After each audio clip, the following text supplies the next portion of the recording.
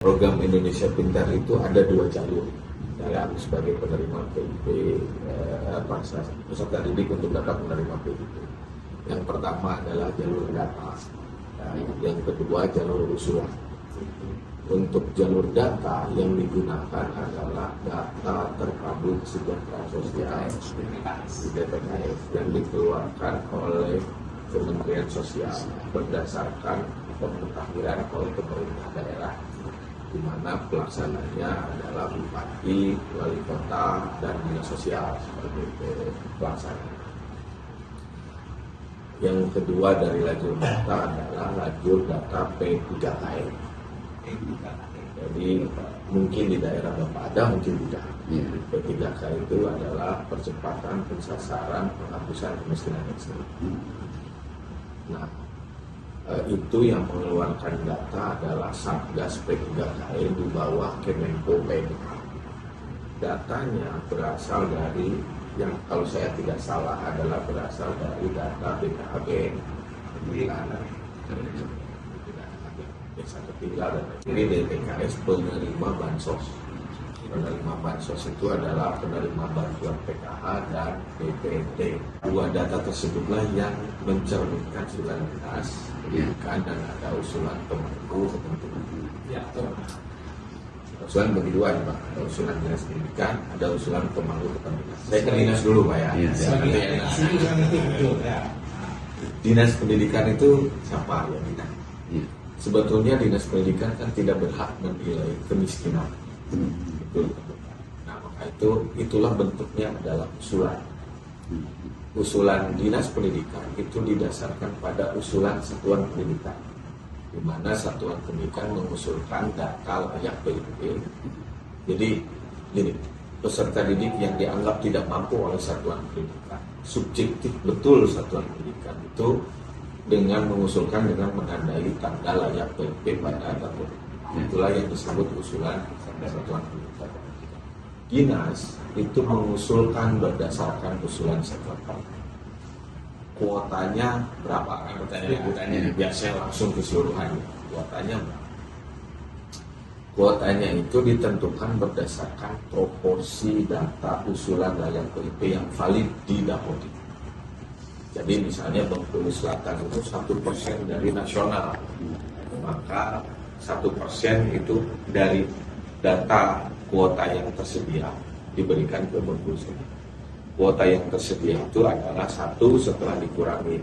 Jadi target sasaran nasional dikurangi lajur 2 data tadi. Lalu sisanya dikurangi lajur data Kemenku Ketentuan. Lalu sisanya kami proporsikan ke dinas pendidikan. Proporsi itu, jadi kami tidak memihak kabupaten manapun. Yang kami lihat adalah data. Kalau proporsinya besar ya tentu akan mendapatkan yang lebih besar. Itu yang jalur dinas pendidikan berdasarkan data usulan. Nah, ternyata dalam penilaiannya itu masih terdapat juga like and dislike dari sekolah atau dokumen non dokumen. Ini sebetulnya secara kasat mata ada siswa tidak mampu, tapi karena sekolah butuh dalam menandai tanda layak PIP dengan dokumen surat keterangan tidak mampu, dan si orang tua tidak melakukan pengurusan surat keterangan tidak mampu, akhirnya tidak ditandai tanda layak PIP. Dan itulah kami ditegur dan tahun 2000. Nah gitu ya. Saya lanjut ke sehingga adalah namanya usulan pemangku kepentingan. Siapa pemangku kepentingan ini? Banyak. Kemenkumham. Kemenkumham itu mengusulkan siswa-siswa yang ada di LPK. Jadi siswa-siswa yang di bawah pimpinan Kemenkumham diusulkan. Yang kedua BNPT, Badan Nasional Penanggulangan Teroris. Anak-anak teroris, anak-anak korban teroris itu diusulkan oleh BNPT. Kenapa? Dan biasanya rahasia sifatnya. Walaupun setelah biasa ketahuan juga sama dinas. Ya. Tapi BNPT itu kan walaupun kaya, bisa saja dia diberikan PIP. Secara kasat mata dia mampu. Tapi karena teroris, asetnya semua ekonomi dibekukan. Sehingga anaknya yang perlu diselamatkan untuk jangan sampai putus sekolah. Sehingga BNPT. Selain itu ada LPSK, Lembaga Perlindungan Saksi dan Korban. dalam saksi humas sama seperti itu. Jadi misalnya ada kasus seseorang yang dalam perlindungan saksi di LPSK keluarganya, maka diberikan PP. Karena ketika diberikan perlindungan pasti terkumpul juga Pak, semua di minimalisir. Nah yang berikutnya adalah dari legislatif. Siapa legislatif ini? Yaitu Komisi 10 DPR. Karena Komisi 10 yang membidangi pendidikan dan mempunyai hak pengawasan, juga mempunyai hak rekomendasi sesuai Undang-Undang MD3. Jadi kalau kita menolak rekomendasi kan karena nanti dipanggil menterinya, panggil presidennya, saya cuma bisa. Itu kan panjang. Iya. Nah, kami membuka juga karena ada aspirasi di DPR. Aspirasi lah istilahnya. Bahasa mereka aspirasi. Tapi sebetulnya bukan bahasa kita, karena itu bahasa mereka. Yang mereka kok ada siswa tidak mampu, tidak terusulkan baik oleh dinas maupun oleh data, sehingga diusulkan oleh mereka. Dan mereka bisa membuktikan. Tapi kan orang politis kadang 1% itu bisa buat. Nah gitu lah. Dan siapa pemangku kepentingan ini diberi oleh kami itu sekitar 10% itu kami proporsikan untuk pemangku kepentingan. Yang mengusulkan adalah Komisi 10 DPR, bukan DPR yang lain, khusus DPR. Nah dalam prakteknya yang sebetulnya gini, di DPR itu kan berjenjang ya. Ada TA, tenaga ahli DPR itu di pusat, dan ada yang di tim sukses di daerah. Nah biasanya yang error Pak, yang ini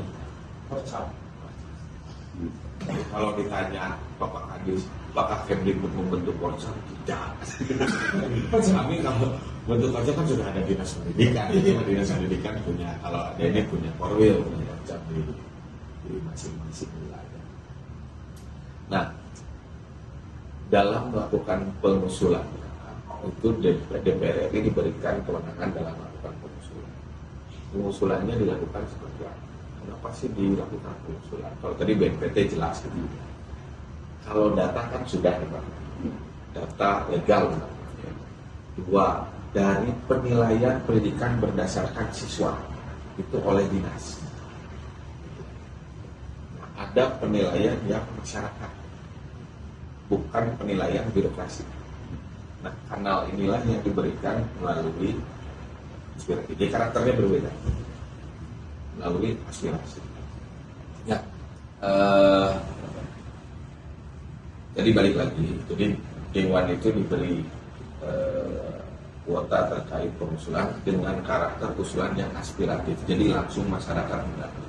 Takutnya ada masyarakat yang bentrok dengan sekolah. Kadang begini, bentrok sekolah itu bukan. Jadi kadang sekolah juga begitu ada dana ini dipotong langsung ke sekolah. Walaupun peruntukannya benar, tapi ketika melakukan pemotongan salah, takut ditagih dari duit itu, sehingga melalui aspirasi. Dan itu diperbolehkan secara peraturan. Nah, kalau tadi terkait saya mulai menjawab terkait Porcam, tadi Porcam bukan kami itu yang melakukan. Nah, lalu ada ucapan dari salah satu politisi mungkin bahwa kalau tidak milih mereka, PP dicabut. Ya, tidak tahu siapa mereka apa. Karena kan itu janjinya Wapres 2024. Janji Wapres. Dan dari 2014 sampai 2024 itu kan janji presiden. Di 2025 ini kan dilanjutkan melalui kampanye kan dijanjinya Wapres. Jadi menurut saya PIP akan tetap berlanjut. Lalu kalau tidak melakukan pengusulan oleh mereka tidak tidak akan terima PIP. Karena ada 4 kanal tadi, 2 lajur utama dengan tapi secara aturan ya jawabannya bahwa ya tidak ada yang terkait hal tersebut gitu, bahwa siapapun itu bisa dilakukan pengusulan selama datanya valid dan benar-benar untuk peserta didik dari keluarga tidak. dan siapapun akan tertolak sebetulnya Pak kalau datanya tidak baik dan atau datanya baik dan tidak mencerminkan kemiskinan. Jadi gini, pemangku sehebat apapun pemangku itu tidak akan bisa mengusulkan si anak A kalau data dapodiknya itu tidak mencerminkan kemiskinan. Begini, data peserta didik yang kami validasi itu adalah NIK harus valid, NISN harus valid, nama dan sebagainya itu nama, dan ada satu field yang menjadi tambahan yaitu penghasilan tentang penghasilan. Yang kami toleransi bukan batas kemiskinan, yang kami toleransi secara data untuk boleh menerima PIP secara data dapodik adalah di bawah 5 juta. Begitu di-download semua jadi Excel di print, itu paling kanan ada ini DCKS, ini PDKE, ini usulan dinas, ini usulan pemangkunya siapa nih, BNPT, PSK. Tidak ada potongan. Kalau ada potongan salah, ya, gitu. Pungutan salah. Yang disebut potongan atau pungutan adalah begini. Ini PIP tapi ada biaya administrasi. Nah, justru yang kedua, ini yang smooth nih Pak. Sekolah. Ada sekolah, ya anak terima PIP, dicairkan secara kuasa karena jauh misalnya. Tapi begitu diserahkan ke siswa nggak full, setengahnya karena dia punya tunggakan. Seharga tunggakan misalnya SMP 750, dia punya tunggakan 500.000, serahinlah 250.000-nya. Yang 500.000-nya dipegang sekolah, itu potongan. Padahal itu tunggakan. Yang benar itu 750 kasihkan, ini kamu punya tunggakan mau bayarkan. Tapi ya, pembayaran sepenuhnya ada di siswa. Potongan yang 6 potongan daripada ya.